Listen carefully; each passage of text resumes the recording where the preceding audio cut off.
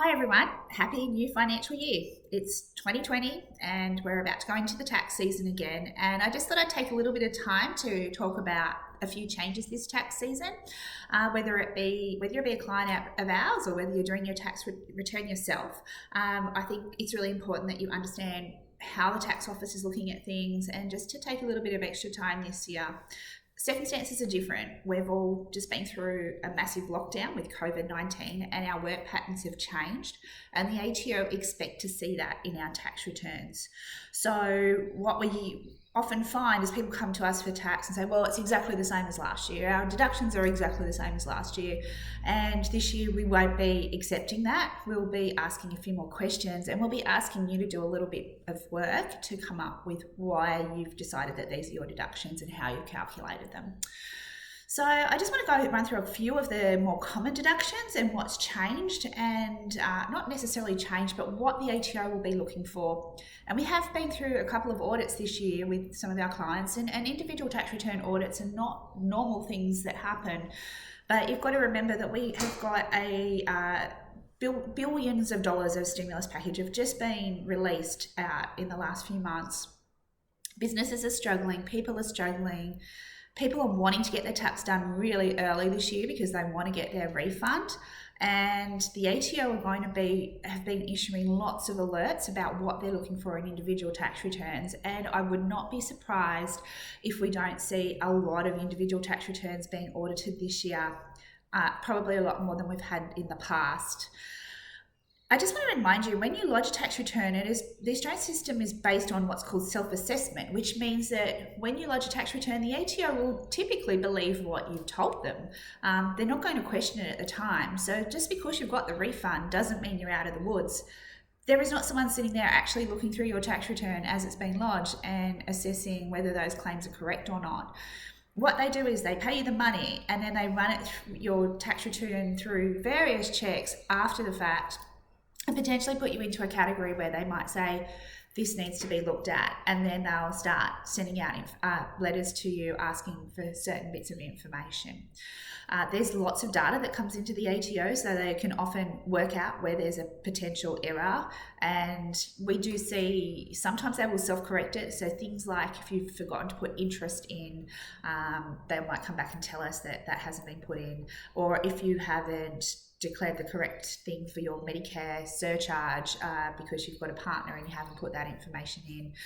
There's certain things like that they will self-correct, but most of these deduction things are just purely based on them having some reason to look at you and then question what's happened. And when they do question you, it's brutal. It's no like innocent until proven guilty. It's literally they will just go and look at every deduction you've had and question why you've claimed that deduction, want proof of how you've calculated it, and then pretty much reject it unless they are 100% sure that everything is rigid. So let's get ready and be prepared.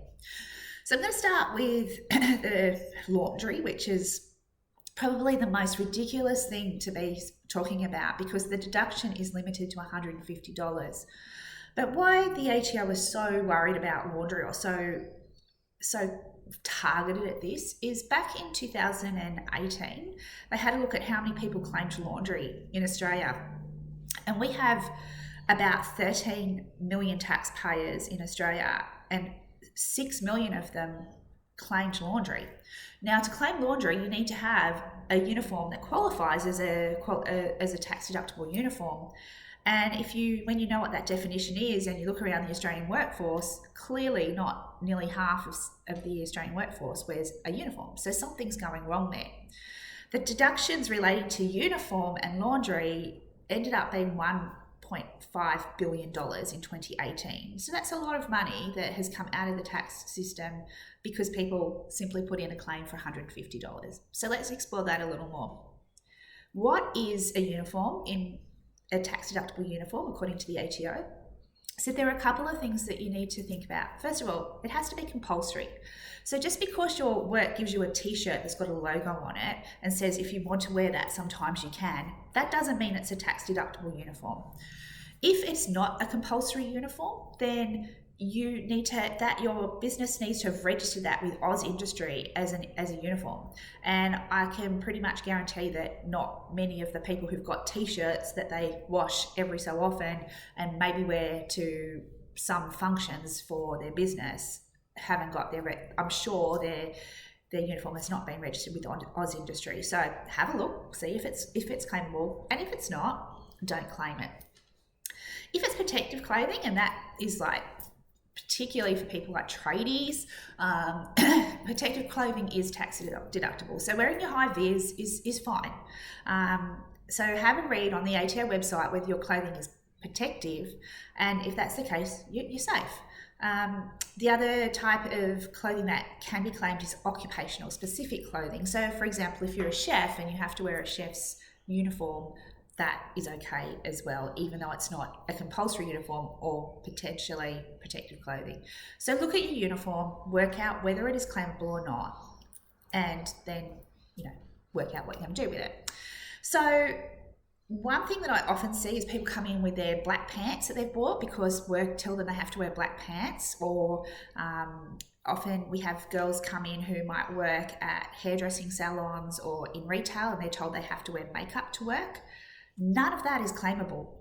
The ATO do not see that as a specific work deduction. So have a look. What I suggest you do is on the ATO, if you Google occupational and industry specific guides, then you'll come up with some information about your particular industry and what they expect to see for you. And there's also some very specific information about laundry and uniform. So check it out first. You do not want to have an audit for $150 worth of laundry. Let's talk about the laundry. How do we work that out? So laundry is based on $1 per wash if you are washing your uniform separately to any other clothing, and 50 cents per wash if you're washing it with other clothing. So if you were to wash your uniform 3 times a week for 50 weeks of the year, that would give you the $150 maximum deduction that we can claim for laundry. Have you washed your uniform separately in a separate wash 3 times a week for 50 weeks of the year? Have you taken holidays in that year, in which case you wouldn't have been washing your uniform? Have you not had to wear it for the last 3 months because you've been locked down for COVID? So you need to actually have worked out that calculation using that $1 or 50 cents and have that ready. I think it will be extremely rare this year that we'll be claiming $150 worth of laundry for any client.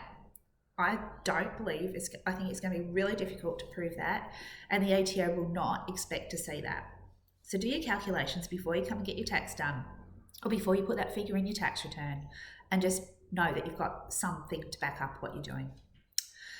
All right, let's talk about phones, because again, that's another thing that most people want to claim on their tax return, and phones is another bit of a bugbear with the ATO as well as internet. And when we've had audits, they've asked lots of questions about it.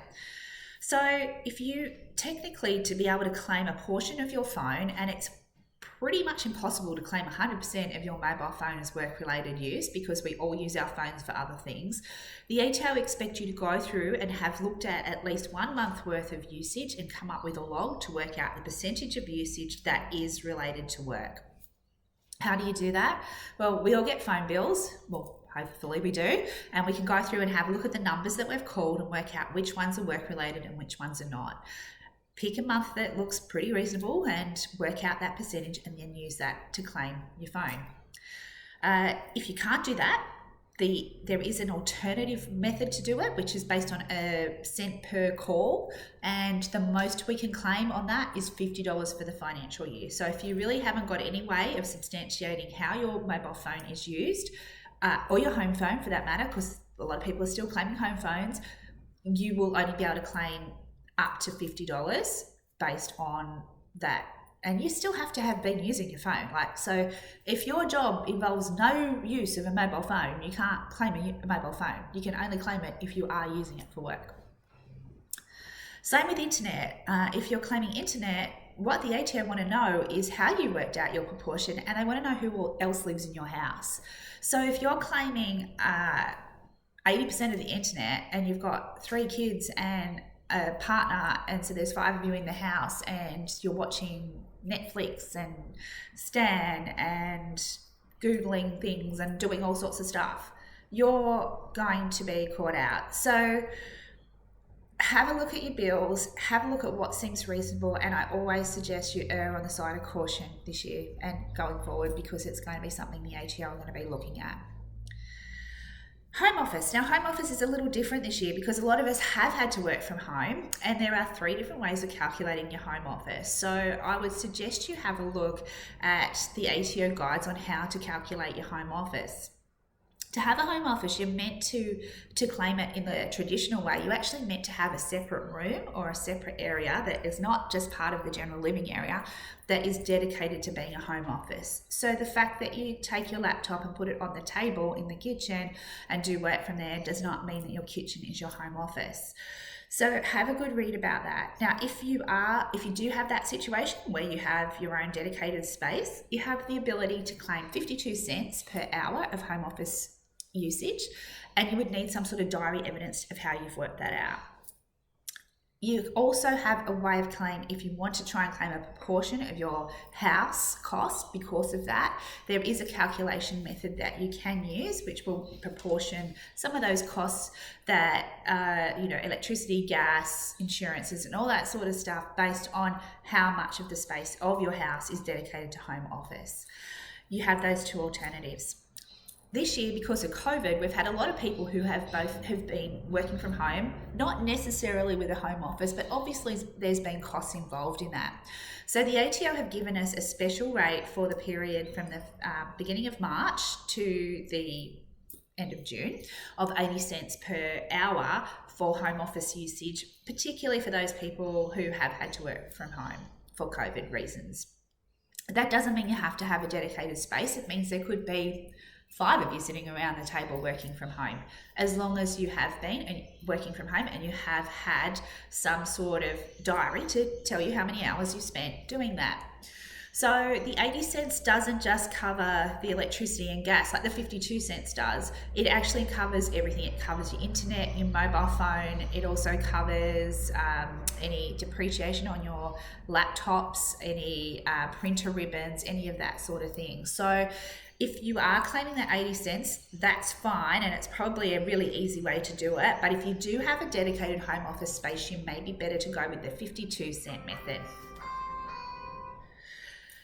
Okay, so that's phones, and mine just rang. That's really timely. And home office. The last one I wanted to talk about that people tend to claim is the cents per kilometre for travel in a car that is not provided by work. So if it's your car and you are using it for work, you need to understand how and when you can claim that. So it is not for just driving to work. It's when you do go to work and then have to go and do other trips that are not associated with your normal place of work. Now with COVID, again, situation has changed. People are working in slightly different ways. So be really careful if you always claimed 5,000 kilometres because you did a lot of driving last year or the year before. You might want to have a rethink about it. I do like to use internet to do maps to try and work out how many kilometres that can be travelled, and there does still need to be some sort of evidence on in your diary of how you calculated that. So take a bit of time with that. If you have a logbook and you have had a different pattern to your working this year, again, you probably need to be a little careful with how you're claiming that. If you didn't drive your car for 2 or 3 months because you were not working, you will not be able to claim your car costs for those 2 or 3 months. So just proportion things based on what's happened with COVID. Now, before I finish, I just want to talk about the fact that you really do need to have evidence for anything you're claiming, and it does have to be work-related. So the ATO are very specific that anything that is work-related has to be proportioned based on any private use you have. So think about those things you're claiming. Are you only using them for work? And if you are, do you have a receipt to substantiate that? Great. If you don't, then you won't be able to claim it. If you're only using it partly for work, work out how much of that is work related and claim that proportion. And last thing, there's been a lot of people who've made donations this year. We've had lots of things happening with bushfires and all sorts of stuff. And tax deductible donations are fine, but you are not meant to get anything for that donation. So if you've got a raffle ticket that is not a donation. If you've been to an auction and you've bought something at a silent auction, even though it's donating money to an organisation, that does not become a donation. Check that the people you are donating to are a tax deductible donation, are a deductible registered organisation. So just giving it to someone who happens to be raising money because they feel like it, if that's not getting pushed on to someone who is actually got deductible gifts recipient status, you can't claim that deduction. So just be careful with that. Have your receipts ready, do a little bit of homework this year, and avoid the audit. Now, if you're a client of ours, we are going to push back on you a little. We're going to be asking you questions on how you calculated this and making sure that there is something behind it, because we don't want you to have an audit. We also don't want to risk the rest of our clients to have audits, because some of our clients think it's important to push the boundaries a little. We want you to get the most you can out of your tax return, get your money back so that you can spend it, but also sleep easy at night knowing that what you claimed has been backed up. So if that's not to your liking and you do want to push the boundaries, we will not be offended if you go and find someone else to do your tax return or you want to do it yourself. But we will not be lodging anything that we don't feel comfortable with. So let's get ready. Happy tax time, and we will see you soon. Thank you.